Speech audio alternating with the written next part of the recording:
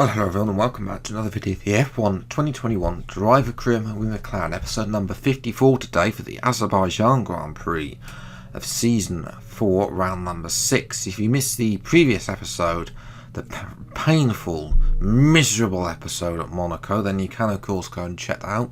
And of course subscribe if you're new to the channel, see plenty more F1 2021 Driver Career mode videos as and when they come out. So yes, so spoiler alert from the previous episode, we are a little bit on the back foot. We've dropped to third in the championship. Not a great race at Monaco, only finished P4, but we did lose out to Verstappen as well, who leads the championship. So, you know, we need to make this car even more. We need to make this car OP, basically. Very OP against the Red Bull as well. And, you know, there's a choice between what upgrades do we go to. Now we've got 2,278 resource points, and you know, the next couple of tracks we're going to try and rush some a minor front and a minor rear downforce. Those are the final downforce upgrades on the car. Unfortunately, one of them failed. The front downforce failed, so that's going to come in not in time until Austria, which will be out next Monday, that episode, as well. So that a little bit annoying there that we couldn't get both of them through on time as well. But on the plus side, it is going to be nice and sunny this weekend as well. So none of the wetness that we suffered at Monaco as well. And Red Bull haven't brought any upgrades, so we're able to pull away. AlphaTauri there. Surely that's an ultimate upgrade for the second junior Red Bull team. They haven't looked that great. I mean, we haven't seen Tsunoda for about 3 seasons. It's just been at the back. We haven't seen him. I just haven't raced him at all. Gasly's been there or thereabouts, especially with the Williams, where we were struggling in the Aston Martin car back in season 2. Sort of dropped off this season, but you know, he's been there and thereabouts in that AlphaTauri car as well. We'll see if they can take on Alpine now. They're definitely ahead of Mercedes, who do bring another upgrade. Obviously Mercedes are on HQ Facility 3, so they should be able to bounce back at some point. But moving to qualifying then, this is the only track on the calendar that I can qualify in the top 8 as well. And well, I was slightly begging the question, could I get pole here? Of course, that answer is a no as well. I'm just dreadful in qualifying. It's just how I am. But we are in 5th place, so you know, we're not that bad. Making a little bit of time up into sector in turn 1. I'm losing it on the exit there, through into turn 2. Try not to clip that curb too much, otherwise you'll lose time as well. Then obviously open the DRS, move to the right hand side. Could have probably used a little bit more road there, but as well as that corner is very understeery as well. Don't clip the curve there, otherwise you'll lose a lot of time through that corner. Then we come into this middle sector as well. This is the sector where I lose the most amount of time to the AI. I've actually lost time on the exit there as well. We're actually down a little bit up with a little bit of an extra corner cut there, through into the castle section. Always understeering moment there. So you now move up. Now we can start to accelerate out of here through the gears into this section. I always get better traction out of that corner, but I tend to get a better top speed as well. I think that's due to the setup and having lower wings than the AI. And then of course we've got the line run up to the line, which this section here, these 2 corners, are treacherous with high tyre wear on the rears, which the setup I have has high tyre wear on the rears, or higher tyre wear on the rears. It tends to do that as well. So yeah, a little bit annoying that we couldn't make more time up on our fastest lap, and it's only 800ths gained, only enough for P5, but for just over just under half a second behind Lando. I mean, especially the fact Lando's been performing well. He won the previous race at Monaco. He got pole there. He's taken pole here. I don't think that's too bad. We've beaten Sainz as well in the other Ferrari. We've beaten AlphaTauris and Alpines and Williams, so we're not in that mix as well.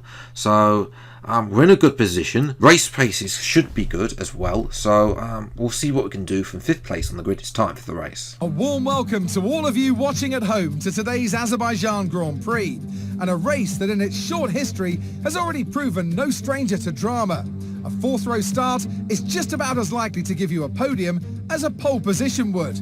And remember, in 2017 and 2018, both Lance Stroll and then Sergio Perez took surprise podiums here. With 20 turns and a length of 3.7 miles, Baku City Circuit in the heart of the Azerbaijan capital is a real test of a driver's endurance, patience and precision. 90-degree corners through Sector 1 lead into a tightening uphill sprint as we start to circle around the old city. Then a 1.4-mile chase flat out through Sector 3 towards the finish line. Anthony Davidson joins me again for the race today. We should talk about Williams. What do you make of their performance so far this season? Well, the atmosphere within that team seems very positive at the moment. Everyone seems like they're in great spirits and having a lot of fun doing what they do, and that's definitely contributed to the performances we've seen.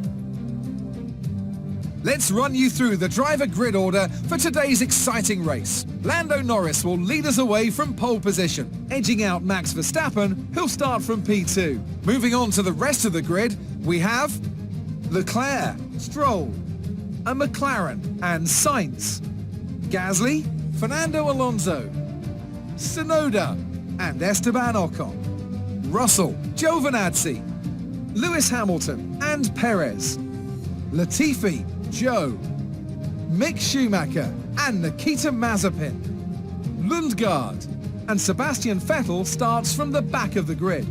That's it then, it's time to go racing as we head to trackside for today's race. Now that we've got some points on the board, let's continue this form and aim for another top 10 finish. We'll be aiming for a lot more than just a top 10 finish today, Jeff, because we're going for victory. I think we can win here. It's a good track for me in the race. Race pace is a lot better if you've been watching the series so far. I mean, watching the channel for a long time, then you should know that by now as well. So, 5 red lights from the Azerbaijan Grand Prix. Lights out and away we go, and it's an okay start. Actually a little bit slow compared to Gasly there. We're going to try and run the outside off 3. Oh, what a move through turn 1. We've gained about 5 positions there. We went from being, P6, having a dreadful start, up to P2 as well. And that was the opening stint on the soft tyres, was that opening corner. Nothing else happened, but that was a brilliant start. At the outside, as the two for I think it was Sainz, Leclerc, and obviously the two Red Bulls were too busily battling each other, left me the space on the outside there. But we're in now at the end of lap 4 onto lap 5. We're going to, crucially here, Verstappen's coming with us, but he's going to come out behind Hamilton and Latifi. So he's got to go through those two. We are in clear air, so we should be able to push away from Verstappen. That's bad news for the Dutch driver in the Red Bull, who's now going side by side with Guan Yu Zhou in the Alfa Romeo car, and Verstappen is through on Zhou as well, as he goes a little bit defensive to stop Zhou going through, as now he's looking at Latifi, the other Alfa Romeo, and there's contact with the wall. He's grazed the wall. Will he have to come in? I don't think he will. I think it might be side pod damage actually for Verstappen, which is unfixable, so annoying for it, as Leclerc locks up into the Alfa Romeos after making his pit stop. He has a new front wing as well, and then the lap afterwards Leclerc was coming in. This is what happened to Sainz. Sainz getting stuck by his teammate, and the Aston Martin gets overtaken by Alonso there in the Alpine, and then breaks down, goes 3 wide, loses his front wing as well. So a bad day in the office for the Ferrari. So back to our POV on lap number 6. we've got Lando's just come out just in front. We're still within DRS range, which is good. We've got a couple of cars yet to pit, the two Williams and Perez, that is, as well. We're going to have DRS now. This is a good line. Can we go down the inside of Norris? It's also close there. He gives us the space. We bang tyres there on the outside there. We give him the space on the inside, but he takes a bit of the curb and we get the better traction. And we're up to what effectively will be the race lead. As well, but Norris isn't going to give up. He wants to get his championship underway as well. He is up to P2 in the championship. Unfortunately, forced him out. Stroll gets in front of Norris, which I don't particularly mind. Yes, I know we're supposed to be working together to chase Verstappen down, but Stroll isn't in this championship fight at this moment in time. As Perez, his engine has turned into a barbecue. And there's more misery for Perez in his Aston Martin career. I don't understand why him and Vettel should really retire, because that Aston Martin is dreadful. Stroll hasn't a go at me, and we give him a little bit more of a nudge than Norris, obviously.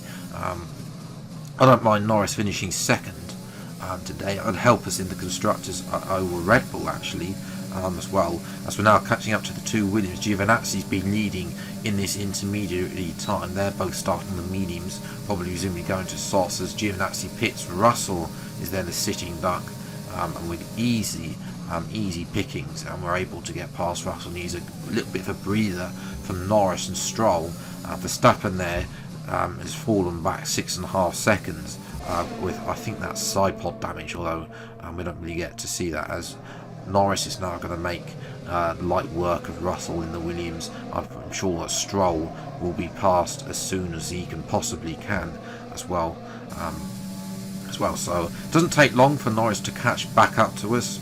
I don't have overwhelming pace on these medium tyres, to be honest. As you say, Verstappen has set the fastest lap, but as I say, Norris has also got DRS as well, so it's so easy, even if we're in like 9/10, to just zoom up to the car in front, really, as well, every single lap.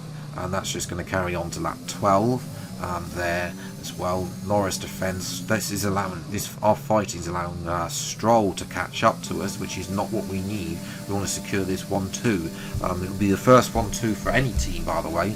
I think, because I think Norris came third at Portugal when we won, and I wasn't on the podium when he won. As Norris locks up into turn 1. He's made a mistake, and he's going to be a sitting duck up to turn 2, down to turn 3 from Lance Stroll. Stroll will have DRS in the Red Bull, goes to the outside Stroll, and Stroll, is he going through? Yes, he is. Stroll goes through, and he's up to second place. As we're now coming up to the line then, Stroll is going to be closing, and we need to make sure we don't have any Bottas Stroll overtake like we do in 2017, to ensure that we at least get victory for ourselves. Across the line we come to win the Azerbaijan Grand Prix, and after the failures at Spain and Monaco, that is exactly what my title defence needed. Victory with Verstappen only 4th. And so ends another Azerbaijan Grand Prix, a fascinating race and a well-deserved victory. And talk to me, what do you think it was that sealed the win for them? I really feel the track layout combined with the track temperatures we saw today suited their car. These cars come alive when the tyres are just at the right temperature, and the driver did a great job managing that as well. They just look so comfortable out there. It's like anything, it always looks so easy when it all just clicks. And look at that, they're making their way out onto the podium now. Great race from the McLaren team, and I'm really happy to see them there on the top step of the podium. It's definitely good to be back on the top step of the podium as well. We're looking to do the same next time around at Austria, to sort of to be able to take on Verstappen and also have a successful title defence as well, because being a reigning world champion, I've never actually defended the title successfully in any career mode as well. Verstappen only 4th. Alonso had a good race, he was up to 5th. Tsunoda actually put in it, I mentioned him earlier actually. In actual fact, Hamilton got another point there, because obviously the Ferraris capitulated themselves. Lundgaard came from the back as well to get to be 12th. So Mercedes, they're slowly catching up as well. But in terms of the Drivers' Championship, we're 23 points behind Verstappen, Norris 25, so we swap places back again. Stroll is 56 points behind Verstappen, so he's not really in the championship fight at this moment in time, lagging down. And the Ferraris have had it basically, and they're doing exactly what they did last season and not really taking part. And even worse in the constructors' Ferrari, 110 points. We have the lead in McLaren. We beat Norris, and I've been more consistent than Verstappen and Stroll in scoring points, so we're 8 points clear at this moment in time. We want to beat Red Bull, and we do need to start working together. Great a little work bit out more. there today. Let's have your thoughts. You took the top points today. Was it a comfortable win? Was it a comfortable win? The car was fantastic as well. I couldn't fault the car. How today, do you think this team will be feeling after that result? I think they'll be kicking themselves because Verstappen struggled. They could have got points. Well, that's everything. Better points rather. As well, I think Alonso should have overtaken Verstappen, but he didn't in those closing laps as well, as Verstappen had that big issue and fell way behind as well. So yes, moving forwards to Austria, I'm kind of thinking of a brakes upgrade. We have got one more drag reduction upgrade and one more DRS upgrade, but that's pretty much it on the aero side. We've got 3 brakes upgrades, so I want to probably get one of these on. Especially they probably won't come on for Austria, and they'll probably actually end up being on in time for Britain. So we've got Silverstone and Hungary coming up. That's my thinking with those brakes upgrades, because probably we need a little bit more there as well, especially at those races where Britain and Hungary, we're not going to be on the podium there. We're probably not even going to be in. We'll probably be languishing down towards 10th place. I'm not gonna lie. My pace around Silverstone and Hungary has been absolutely woeful. And then Belgium as well, the middle sector. Well, you'll see it because Project Phoenix episode comes from there. The middle sector is also horrific there as well. So we need to win in Austria because that needs to set us up for the next. We need those points. We need to help us out for the next 3 races. That we will probably be paying damage limitation to Verstappen and Norris in those next 3 races, and then we've got a series of 4 races where Italy, Singapore, Mexico, and Brazil. All 4 of those are winnable races. Although Brazil is probably less of the one, and Singapore probably. Depends on where the car is at that moment in time compared to the Red Bull as well. So we'll get to that point in the career mode in the coming weeks. But if you have then enjoyed this episode, then leave a like, subscribe to the channel, and you see plenty more F1 2021 related gameplay. Until the next video then, I'll see you next time. Take care, thanks so much for watching, enjoy your day, and goodbye.